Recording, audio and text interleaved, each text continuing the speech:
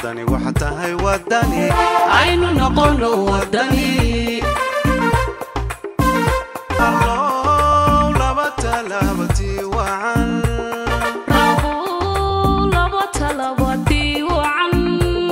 نوافتي آمين iyadoo ur siyaasadeed kasta ay tahay maalintiisii ugu dambeysay ee ololaha doorashooyinka deegaanada ee Somaliland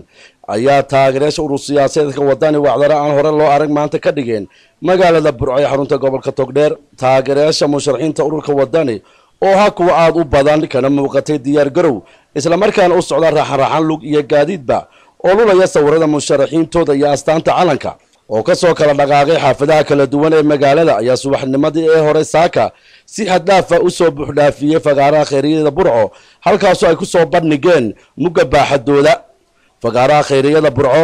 oo uu maanta hadheeyay astaanta midabka liimiga ah ee u gaarka ururka wadani ayaa waxa ka dhex muuqday dhalinyaro si qurux badan ugu bilan dharka hidaha iyo dhaqanka kuwaasoo jiibta iyo jaanta si fiican isku helay isu soo baxan taageerayaasha ururka wadani ayaa waxa maanta kala soo qayb galay wafdi ballaaran oo hogaaminaya gudoomiyaha urur siyaasadeedka wadani ahna gudoomiyaha golaha wakiilada Somaliland mudane Cabdiraxmaan Maxamed Cabdilaahi Ciro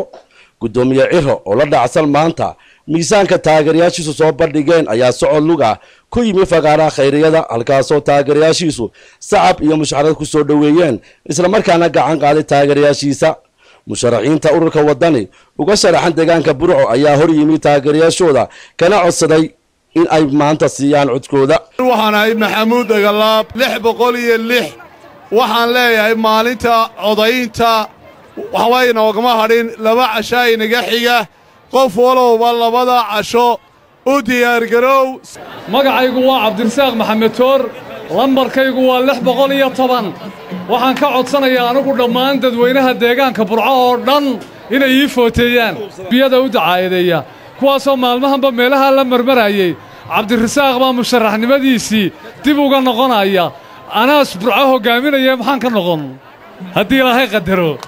arrintaasi waa arrin aan jirin magacaygu waa Salebaan Faarax Quulle lambarkayguna waa 609 waxaan u mahad celinayaa beesha harti ee halkan ka sheegay in ay taageeradooda ay siin doonaan aad iyo aad baan ugu mahad celinayaa ballanteen waa 28 November waxa la dhahay Cabdikariim Maxamed Cabdilaahi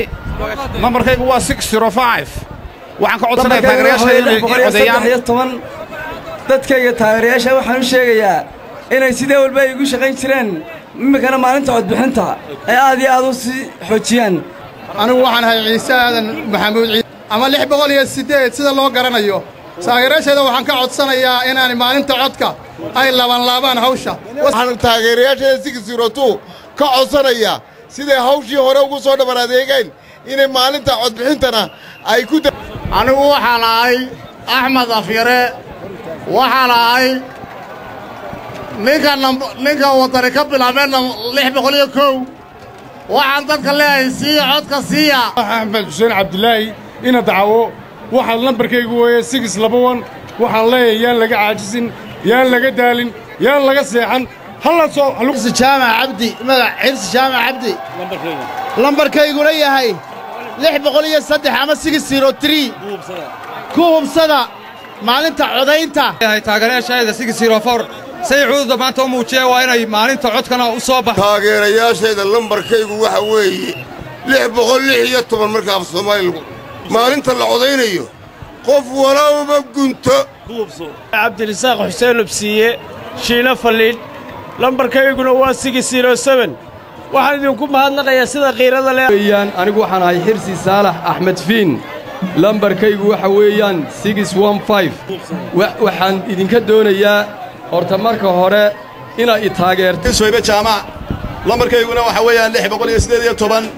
waxaan ka codsanayaa taageerayaasha dhamaantood maalinta codbixinta inay si hagar la'aana sidoo kale isugu jira siyaasiyiin xildhibaano aqoon-yahano abaansatooro oo ka mid ah wafdiga gudoomiyaha ayaa iyaguna halkaasi kala hadlay taageerayaasha ururka wadani waxaana ugu dambeyntii lagu soo dhaweeyay mikrofoonka gudoomiyaha ururka wadani ahna gudoomiyaha golaha wakiilada Somaliland mudane Cabdiraxmaan Maxamed Cabdilaahi Ciro isagoo goobtaasi ka jeediyay hadallo isugu jira duruxul iyo dardaaran uu farayo taageerayaashiisa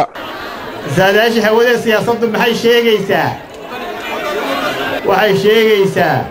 إن وطني حزب قرن نغندونه الله تعالى ذيك عد سنينا مشرحين تي أي مشرحني حلقة بولركودا كرو هايسان إن نعود كذا سينا أنا محندونية لو كون يشني طبنكا وحنا مشرح مدحويني إن شاء الله تعالى مرجع حزبك صوص أرتان أنا فرينتم من دي سي دي بياي ويدي يرجعوا بيستند الله يلعب إن بدل ما مغلي سريضا يلعايو صومها إذا غلط إن عايده وينود عيننا وينود عيننا إذا هديو taageerayaasha ururka wadani ayaa maanta gabi ahaanba xidhay jidadka waaweyn ee halbowlaha u ah magaalada Burco isla markaana ciidanka booliska oo wata gaadiidkooda ayaa maanta ku mashquulsanaa ilaalinta amniga guud miisaanka iyo xuduudda taageerayaasha wadani soo bandhigeen maanta ayaa u muuqda kii ugu ballaanaa ee ka dhaca magaalada Burco intii uu socday tartanka ololaha doorashooyinka Soomaaliland Kays Axmed Digaale Hon Cable TV Burco